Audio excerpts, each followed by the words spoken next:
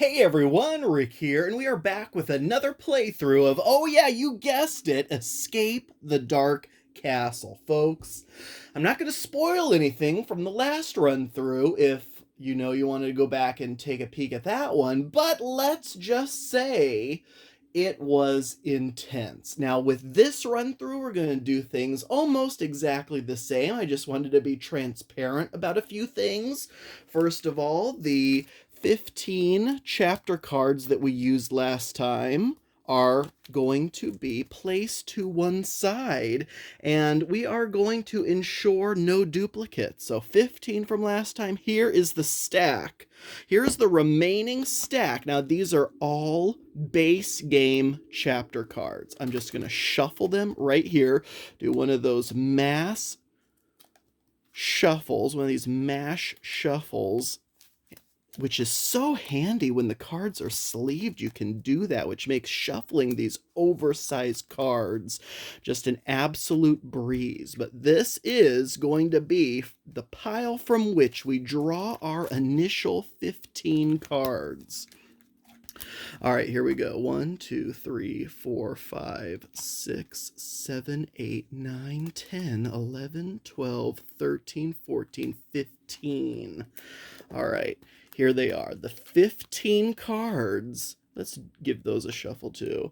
From which we are going to plan our escape from this dark castle. Here's the title card. Goes right on top. The layout here is a little bit different. Hopefully everything's going to be a lot clearer this time as well, especially the die rolls, which are, the most important part of the game. Okay, next up. We are no longer going to be facing the Master of Darkness. That is going to be put to the side as well. Here are the 4 remaining base game and Kickstarter bosses. Give those a quick shuffle. Boom, right here. Here is the boss we are going to be facing. We have no clue who it is. Put him or her at the bottom of that deck. All right, so with that out of the way, what's left? Well, we also have to pick a new couple of prisoners. So last time we had the Smith and the Fletcher. We are no longer going to be doing them. Instead, we have a whole group here of 10 other possible prisoners. So give those a quick little shuffle here. We're going to grab 2 at random. I know, how crazy is that? Because things could go terribly wrong here. All right, here's 1. And then we'll say this one is the other. So these are the 2 we're going to go with. We'll have to grab their dice as well. And then at the end of all this, I'll go through a quick summary. Someone was interested in knowing what all the components are, especially because, with this huge collector's box. All right, so here we go. Who is it going to be this time? Oh my gosh, it's the butcher and it is the miller. Okay, so looks like wisdom is going to be a struggle for us. We are going to be on the wisdom struggle bus here because we have 2 guys more cunning and strong than they are wise. So we'll see how that fares. Okay, so we have to grab the miller dice and the butcher die. Looks like the butcher is one of the ones from one of the expansions, but I believe the miller is from the base game. So we have an old school character there to play as. So in this game, if you didn't watch the first one, if you're not familiar with this at all, we're going to be going through this deck of story cards. It's going to have events and combats. Essentially, it's going to be different things we have to roll on our dice, and also when we're rolling opponent's dice, we'll have to match the symbols to remove them. That's just a very basic overview. Hopefully at the end we'll be able to flip over this victory card and read what it says, but if not, we are going to have to take a page out of the death book and find out exactly how we met our fate. But let's not get too pessimistic here. Let's keep things positive for the time being. Okay, so with that out of the way, also just a quick overview of the character cards themselves. The fist is might. In fact, here, one of these little reference cards. Fist is might. I is cunning, star is wisdom. So we have the miller who has 4 possible icons of cunning, 3 possible icons on their die of might, one single icon of wisdom. The butcher is fantastic at might. 4 icons on that die are might, and in fact that means 4 sides of his die are might. Unlike the miller, you'd say, well, there's 4 cunnings there. Not necessarily 4 sides, because he has a doubled up cunning as well. So he, in fact, only has 3 sides. 50-50 shot of rolling cunning for the miller. All right, so let's jump right in. All right, here we go. We're going to turn the initial page and set the scene. After years of incarceration in the depths of the dark castle, you finally break free of your cell. In a small stone room adjoining the cell block stands an old wooden chest. The lock is open. Draw an item card per player now. All right, folks, before we draw, let's give the item deck a quick shuffle as well. Again, we're just going to do a basic mash shuffle. Look at how nice a mash shuffle really randomizes the cards. I mean, you could do a riffle shuffle, you could do any other kind of shuffle, but especially with sleeved cards, a nice mash shuffle really seems to do the trick. All right, a few times doing that and we are all set. So here we go. We're drawing 2 of these, and our items are the golden axe. Wow, we're going to start off with the golden axe, which has its own die. So in combat, roll the golden axe alongside your character die. The axe symbol on the die is kind of a wild, and then the skull symbol on the die, you lose the axe and also lose an HP, and that's a 2-handed weapon. Normally, you're able to hold items in your left hand and right hand. The golden axe means that's going to be the only item you are holding. The other item is a liquid luck potion. Discard to re-roll your character die, applying only the second result. That's a handy little card. All right, so we have to decide who gets what here. Here is the golden axe die, and what are we thinking? Overall, the golden axe has 2 cunnings, 2 mights, 2 wisdoms. And then we also have that axe symbol and that skull symbol, as well as a blank shield symbol. Okay, well, let's go ahead and, for the time being, give the miller the golden axe. And we will also then give liquid luck to the butcher. All right, so let's finish this chapter card. You hear footsteps approaching. You must not linger here. You make for the exit, slipping away and disappearing into the darkness. Turn the first chapter card now. All right, before we do that, we have to decide who is leading the charge, because when we turn this over, it could specify that something terrible, terrifying happens to whoever was leading our little band of misfits here. This U token signifies who is in the lead of the party at the time and who suffers that consequence. Let's go ahead and give it to the golden axe guy. I'm going to slide that down there just to show that it's actually a 2-handed weapon. Boom. The miller is headed straight for. All right, folks. First chapter card. As you pass an ornate mirror in this bedchamber, twisted versions of yourselves step through it with murderous intent. You become separated and must fight alone. Oh, God. Each player must roll their dice twice and place corresponding chapter dice in front of them to represent their doppelganger. Place only 1 die for each double rolled. Begin combat.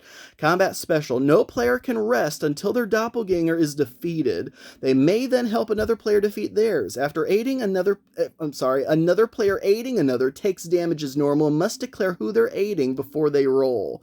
All right, so we are going to be facing off against doppelgangers. This is going to be really interesting, especially with the butcher's die, because he has 2 doubles that have different symbols on them. All right, let's find out who he is facing. We're rolling this chapter die twice. The character die twice.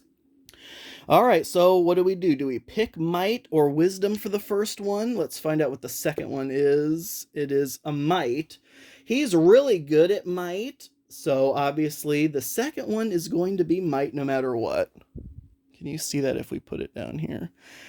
The first die, I don't know how that chapter card works with that double symbol, but, you know, let's just go with a wisdom, and we'll say that, even though that is his weakest trait, so we're not, you know, stacking it in favor of the butcher. But leave a comment below if you've run into this before on this specific chapter card, which of these two symbols would be necessary.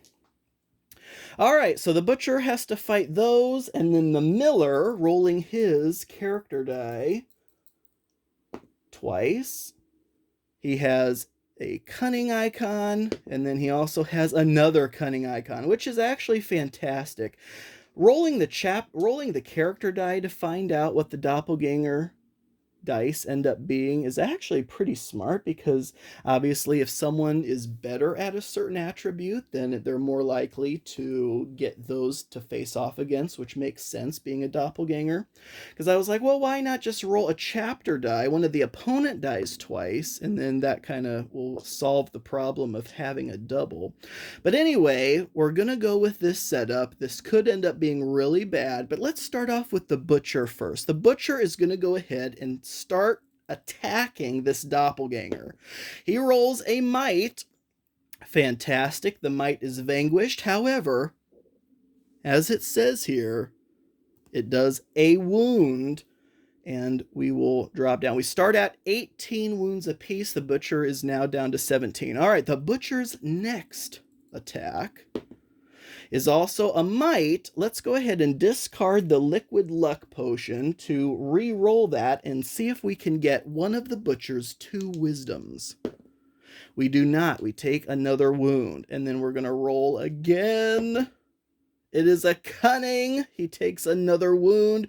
Do we move on to the miller to see if the miller can knock his out and then come over here and help us? I don't know if that would do any good, because the miller is even worse at wisdom than the butcher is. That's another cunning. That is another wound taken. And there we go. Finally, we rolled the double shield, which includes the might and wisdom icons, knocking out that last wisdom after we took, what, 4 wounds there? That was miserable. Okay, so now the miller gets to go. Not only is the miller rolling his die, but also the golden axe, trying to knock out these 2 cunnings. And he, number 1, doesn't take any wounds thanks to the shield, and he also knocked out one of those cunnings, which is fantastic. All right, he doesn't take that wound, so we will move on. And it is his one and only wisdom, as well as a double might. So he will take a wound there, and then we will roll again, see if we can knock out that last cunning. We don't, but we also don't take any damage thanks to the shield. All right, same situation.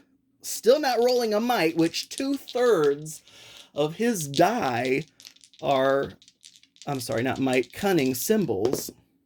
There we go. All right, so we also had the golden axe, which is fantastic, which would have counted as a wild, but we also just have that cunning symbol, which is good enough to knock out that cunning.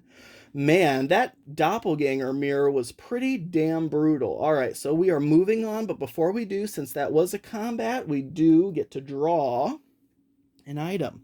Partially rotten apple, discard to restore 1 HP.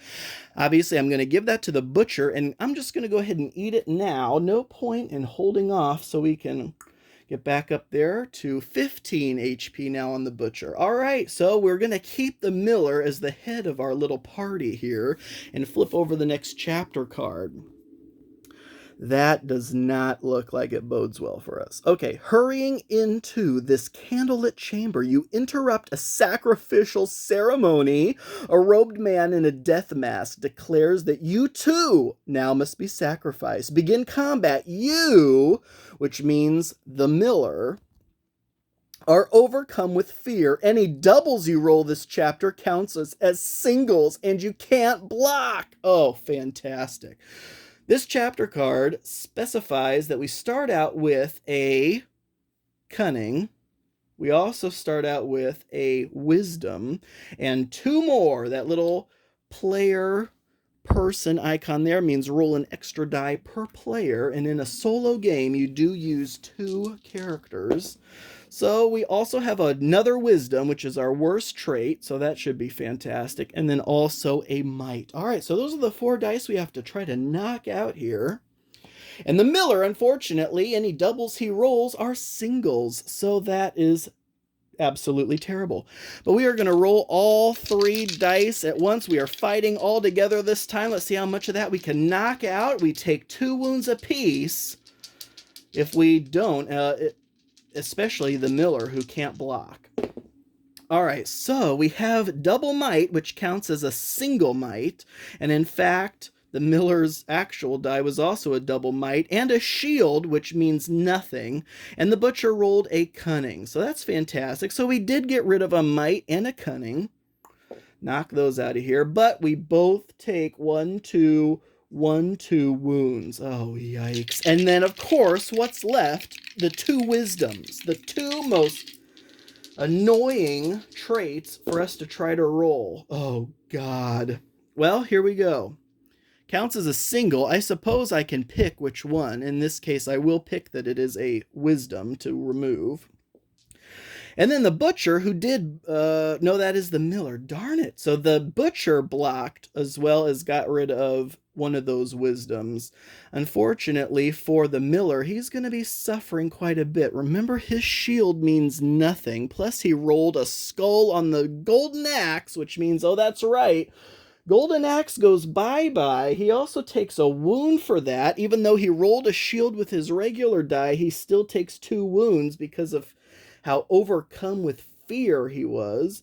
So we are gonna go into this next round of combat needing 1 more wisdom, and folks, this is not looking good. And we do, however, and in fact it was, guess who? The Miller, who rolled that wisdom for us. Fantastic. We knocked out that last wisdom before getting too bloodied. We'll be moving on after drawing an item card, which is the Elixir of Insight. Discard before any round of combat to change any 1 chapter die to show a trait of your choice. So if we, and this is a perfect example of a situation where this would actually be super handy for us, because again, if a chapter die in the future shows wisdom, we know we suck at rolling wisdom, so boom, this would allow us to change it to, either a might or a cunning. We'll just go ahead and give this to, we'll give this to the Butcher. And the Butcher actually has more health now than the Miller, so we are going to switch the leadership of the party over to the Butcher and turn that next chapter card. Oh, God, are you kidding me? You sense something strange in this chamber. There's a sudden drop in temperature and the air grows still. Then you see it. As a group, choose an option. Flee. The specter steals part of your soul, and you, meaning again the Butcher in this instance, loses 2 HP. Or we could fight. Begin combat. However, if we do fight, you, the Butcher, are terrified, and any might you roll this chapter has no effect.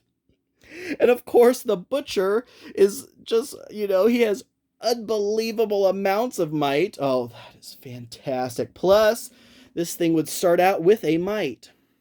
The Miller's not bad at might, though, either. So, and we can always change this might that it starts out with to something else. Do we allow the Butcher to take 1 for the team, take 2 wounds now, and just move on? Or do we try to battle this thing? It only does 1 wound per round of combat, and then we'd get an item when we defeat it. You know what? Let's do it. Let's battle this guy. He starts out with a might and 2 more dice. All right, what's it going to be? Come on. Not a whole lot of might or wisdom. Honestly, cunning. Let's look for some cunning here. And of course, not a single cunning to be found. It is a might and a wisdom. Okay. Awesome. Well, let's go ahead and jump right into this. In fact, I'm going to use the Elixir of Insight right now to change any 1 chapter die to show a trait of our choice. And I am going to switch... What? What should we switch? Should we switch one of the mights to cunning, or should we switch that wisdom to cunning? Well, let's go ahead and do a might. All right, so now we have 1 of each. 2 dice. Don't forget, the butcher, any might that the butcher rolls is unaffectable. Unaffected. All right. And of course, they both rolled unbelievable amounts of might. The miller rolled 2 might and a shield, so he will get rid of the might and also block this wound that's coming in. The butcher also blocks the wound, but he also, with his one of his 2 single wisdom symbols, got rid of that. So that's awesome. All right, so no wounds. And now we have 2 dice to get rid of that last cunning. I think going for the battle here was the wise thing to do. And it was. Boom. There is that last cunning we needed. Oh, thank you to the miller, who is honestly kind of becoming an MVP candidate here. All right, so we got rid of that, and we are flipping over an item card.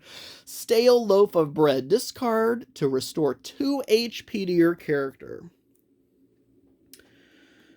You know what? I'm going to have someone hold on to this. I'm going to have the miller tentatively hold on to that. Why? Because even though he's the lowest right now, 2 HP could come in handy later in the future. Don't know who I want to give that to yet, because, of course, one of them could just suffer a tremendous amount of wounds, and I wish I had held on to it. So let's go ahead and turn that next page. All right. Here we go. We have he looks kind of friendly. A drunken guard stops you and demands to know your business. He's unsteady on his feet and his breath is vile. As a group, choose an option. We can bribe him by discarding an item. He'll forget he ever saw us. Or we could try to misdirect him. Nominate a player to roll wisdom. Oh, for the love of... In 1 attempt. Success, you befuddle the guard with a riddle and move on. Failure, the guard tries to detain you. You struggle free and escape, but all players lose an HP. That is a fantastic item there. That's a shame. Do we get rid of that, or do we try to have the butcher roll wisdom? The butcher has a 1 in 3 chance. 2 of his 6-sided die is wisdom. 1/3 chance of rolling it, otherwise they both take a wound. Or do we just give him the stale loaf of bread and move on? Oh my gosh. It's almost kind of a wash, because the item would heal us anyway. And we have a slight chance of getting out of it. Let me know in the comments if this math is totally wrong, but I'm going to go for it. The butcher has 2 sides of a possible wisdom. Oh, this was a mistake. I already know it. Here we go. Let's see if we can befuddle the drunken guard. No, we don't, unfortunately. He tries to detain us. We struggle free, but in doing so, we both take a wound. Oh, fantastic. All right, next page. We are still leaving the butcher as the head of the party. Oh my God. No. You wipe dust from the lid of a large tomb, hoping to read its inscription. Why the hell are we doing this when we're trying to get out of here? At your touch, of course, the lid slides open and a giant knight rises, bellowing that you should not have disturbed it. I agree. I 100% agree. As a group, choose an option. We can flee. As we run, though, we're hacked by the revenant. The butcher would lose 3 HP. Or we could try to fight this guy. All players may fight as normal, but you, the butcher, are the only player the giant attacks and cannot rest. Folks, what do we do here? I don't want to lose 3 HP in one fell swoop, but do we risk everyone losing 2 HP? You know what? Let's just go for it. I want to battle this guy. He starts out with a wisdom, which is unfortunate, but we still have 2 dice here to find out what else he can do. And don't forget, the butcher would be the only one to take damage here, so he would have taken 3 anyway. And we have a might and a cunning. All right, not bad. You know what? We may be able to knock this out in one single blow. There was nothing here saying the butcher can't block, so the butcher could very well block that initial strike here. All right, let's see what we got. And we have, of course, the two best traits of our respective prisoners, a cunning and a might. So boom, those are gone. The butcher does take 2 wounds, and we'll see what happens in this second round of combat. So far, we're still ahead of, that initial 3 wounds we could have taken. We need a wisdom here, though, and we absolutely do not. Oh my gosh, the butcher takes 2 more wounds. The butcher cannot rest, and we are now 4 wounds deep. The only hope I have of coming out of this with some, semblance of decency is if we crush this guy now and get an item card that makes that extra wound worth it. And no. In fact, the miller rolled a shield, which he wasn't under any threat of damage either. The butcher, though, takes 2 wounds. Come on, we need a wisdom. And we finally got it. The butcher does hit us, get us that wisdom that we desperately needed. After taking 6 hits, that is just absolutely terrible. He only has 6 wounds left. I'm going to give him that stale loaf of bread no matter what, but we also do get this. What is this? A partially rotten apple, discard to restore 1 HP. All right. We're doing both of these. Right now, stale loaf of bread and the apple, this butcher is going to feast on this and heal himself 3 wounds. 1, 2, 3. All right, so in the end, not that great of a circumstance. But hey, we're in this dark dungeon. Oh, fantastic. A monstrous winged creature swoops at you from the darkness above. Its hunting cry is deafening. Oh God, we forgot to switch the butcher. The butcher must try to roll cunning. Oh, fun and games. Oh, this would have been the miller's time to shine. Or a double in 1 attempt. Success, you react quickly and dive aside. Still begin combat, though. Or failure, its claws slash your shoulder, lose 2 HP, and then also still begin combat. After a player has taken damage from this creature, they can no longer block it, and it deals 2 wounds each time and has 4 dice we have to try to get rid of. Folks, this could be it right here. We start off with a cunning and a wisdom we have to try to get rid of, and then also 2 more dice. Oh, good Lord. And it is, of course, another wisdom, but also a might. All right. Oh, and before we do this, though, let's go ahead and see if the butcher takes 2 HP loss. He needs a cunning or a double. Wait, that's the miller's die. The butcher has 1 cunning symbol, which also happens to be one of his doubles. So he basically has a 1 in 3 chance. Oh, of dodging this. Oh my God, he actually did. One of his 2 cunning, so he doesn't take that initial 2 HP loss. Come on, we can do this. Let's go ahead. First round of combat here. And unfortunately, it's not a good one because we have the might and the cunning, which we get rid of. However, both of us now take 2 wounds. And after a player has taken damage, they can no longer block it. So shields at this point are useless, and we still have 2 wisdom left to get rid of. And we do not take out any of the wisdoms. Both characters take 2 wounds. There is one of the wisdoms. That is 2 more wounds. 1, 2, and do we start resting here? Good God, no, let's just go for it. We need 1 more wisdom. And nope, the shield doesn't block anything. 1, 2, 1, 2. We are going to rest the butcher, otherwise he could potentially die. So the miller is going to try and get that 1 wisdom. Oh God, what is even the point? Let's just see if he can do it. Otherwise, this is probably game over. Oh my God, he did. He got rid of that last wisdom. Fantastic. All right, and for that, we get an effervescent evasion potion. When you would take damage, discard to avoid that damage. Oh boy, well, they are both so low on HP. Let's just go ahead and give that to the butcher for the time being.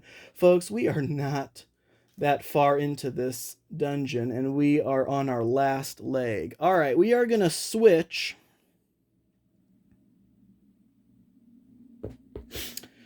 Should we?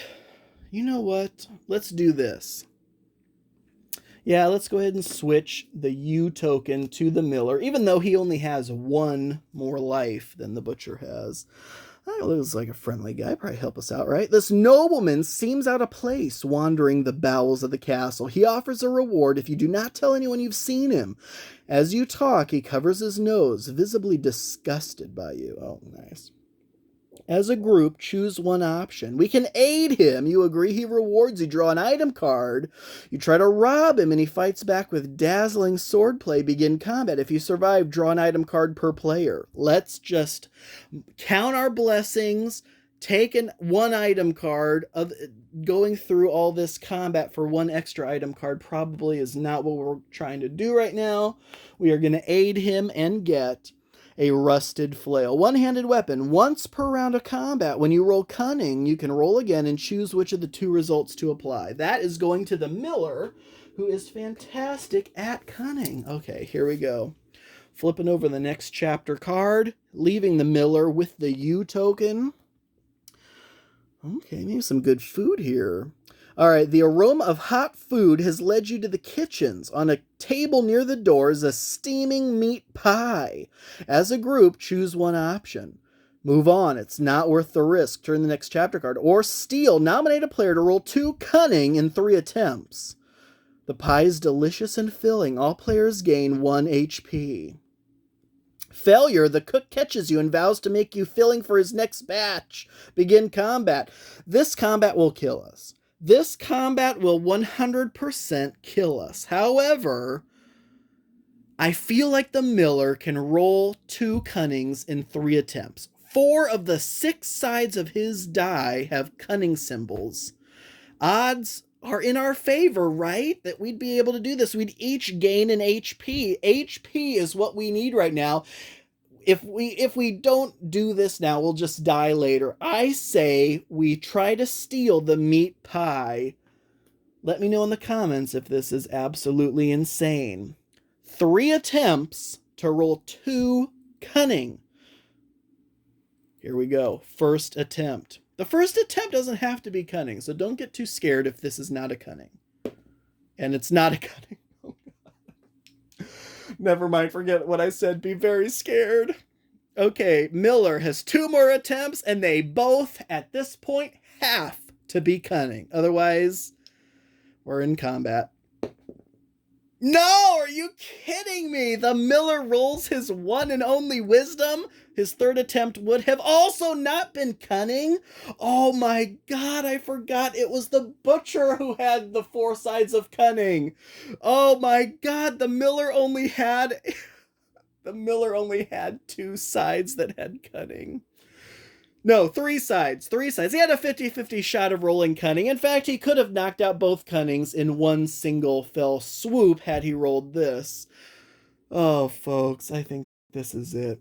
I honestly think this is it. All right, but anyway, before we get too doom and gloom here, let's actually pull out the dice we need for this combat. So it's a 1 might, 1 wisdom, and 2 more dice, which are a cunning and a might. All right.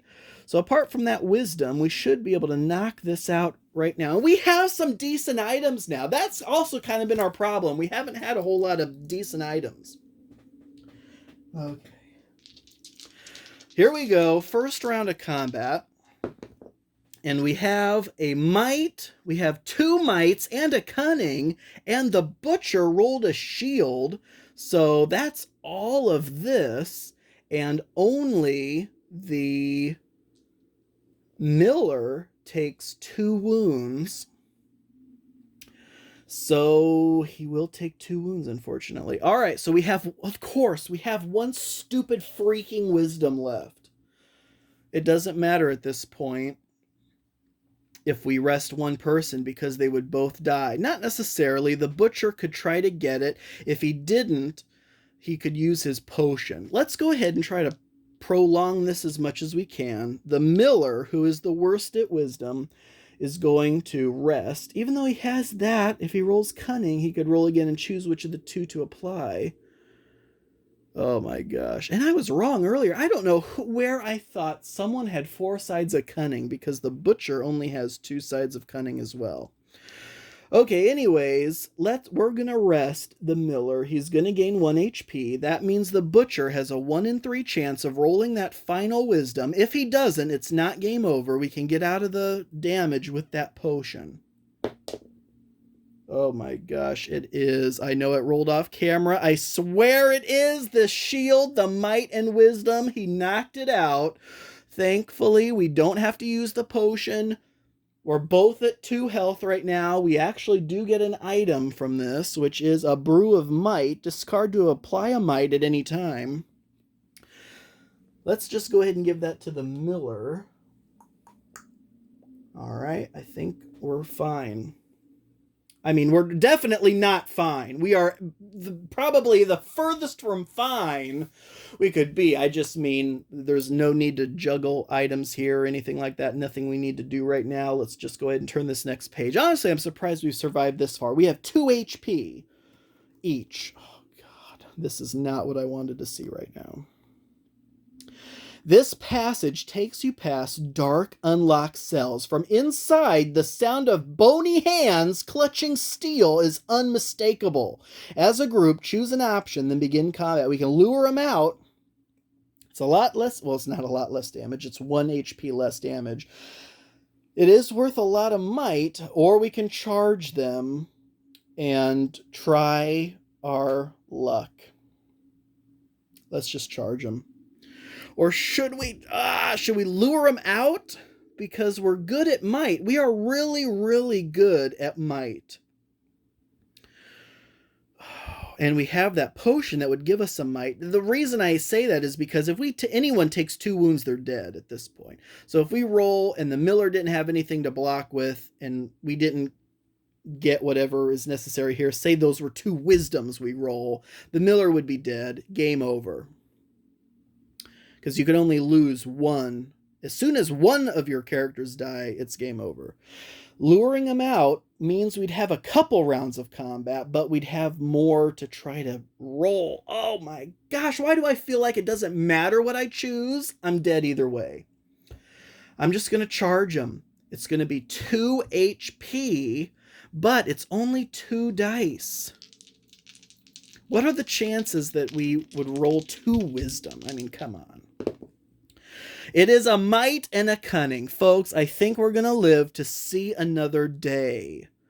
And if we don't roll a might here for whatever stupid reason, we can use that brew potion even after we roll these dice. So we just need a cunning and a might. The 2 things we are the best at. Oh, God. And we do not roll any cunning. We roll a ton of might, but we also roll shields. So there you have it. There goes the might. We have now 2 dice to try to roll that cunning. We don't take wounds because we rolled shields. All right, now this could be it. And are you kidding me? Are you kidding me? Are you kidding me? Well, that is it, folks. Thank you all so much for watching. No, I'm just kidding. It is game over, unfortunately. The miller rolled a wisdom, the 1 wisdom on his entire die. He has half his die is cunning, but no, he rolled the 1 wisdom that he had.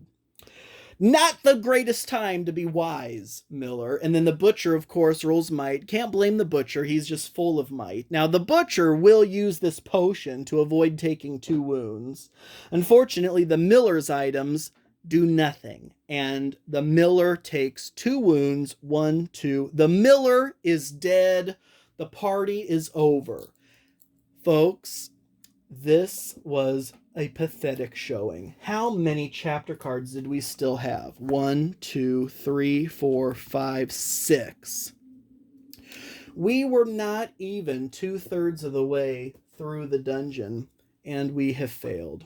All right.